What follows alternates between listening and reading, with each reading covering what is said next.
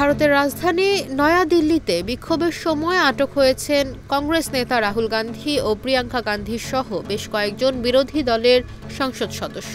সোমবার সকালে তাদের আটক করা হয় বলে এনডিটিভি এক প্রতিবেদনে জানিয়েছে। প্রতিবেদন বলছে, দিল্লি পুলিশ রাহুল, প্রিয়াঙ্কা ছাড়াও শিবসেনা নেতা সঞ্জয় রাউত সহ জ্যেষ্ঠ বিরোধী সাংসদদের আটক করেছে। ক্ষমতাসীন বিজেপির সাথে নির্বাচন কমিশনের আঁতাতের অভিযোগ তুলে বিক্ষোভ করছিলেন তারা। সংসদ ভবনের বাইরে বিক্ষোভ স্থল থেকে পাওয়া ভিডিও বা ছবিতে দেখা গেছে রাজনীতিবিদ এবং দলীয় কর্মীদের একটি ছোট দল সেখানে বিক্ষোভ করছে। অনেকেই প্ল্যাকার্ড নাড়ছেন, স্লোগান দিচ্ছেন। এক পর্যায়ে পুলিশ ব্যারিকেড দিয়ে তাদের মোকাবিলা করে।